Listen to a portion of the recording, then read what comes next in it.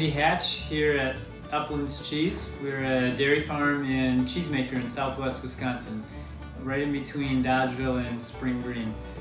My wife and I own this farm together with Scott and Liana Marika, and the two-family partnership works really well here. Scott and Liana look after the cows, do all the milking, and Caitlin and I run the cheese side of it. So it's been a dairy farm for 120 plus years.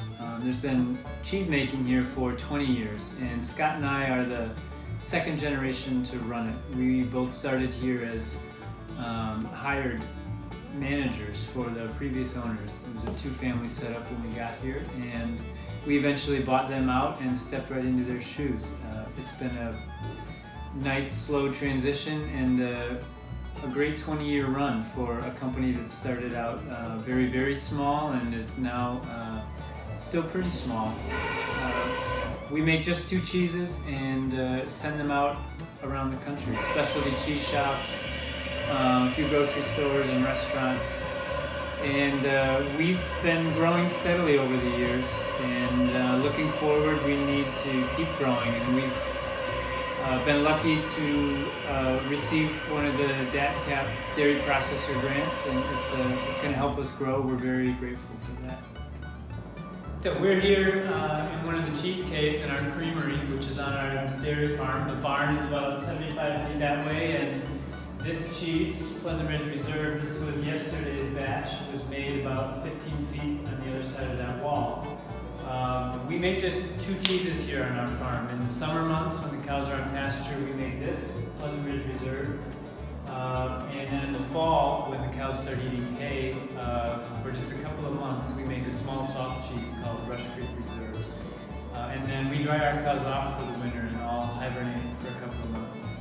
So it's now, first week of May, and this was the 11th batch of the year. So we start making cheese when the cows go out of pasture, and it's basically one season-long harvest of all that grass-fed milk. And we distill it down into cheese, age that cheese for about a year, concentrate the flavor even more, and then send it out into the world. So what you're seeing here is about as young as it gets, still being rubbed in dry salt. And behind me, you see the very first batch of the year, April 26th. Got a nice early start this year. So all of these cheeses have a long way to go, but here we are looking at the promise of the season. So wandering around our cheese cellars here, the film crew stumbled across the top secret new development, which will have to remain a top secret, but whoever said size doesn't matter was lying. So we are working on these 100-pound wheels of cheese, which will age for years as it happens. And so no holding your breath, it'll take a few years, but check back with us in 2024. We are using our DATCP dairy processor grant to help conceive of and design an expansion of our cheese plant, which has been a long time coming.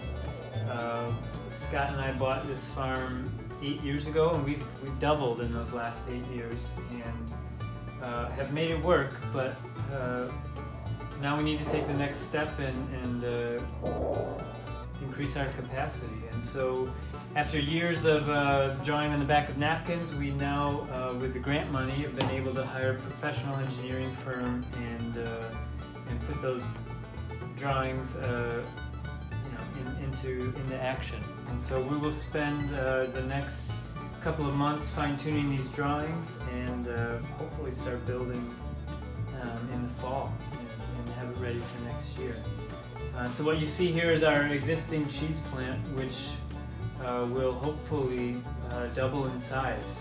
And as a cheesemaker who ages their cheese for about a year before we sell it, our bottleneck now is aging space. And so most of what you see here is going to be big rooms full of rows and rows and stacks of beautiful cheese.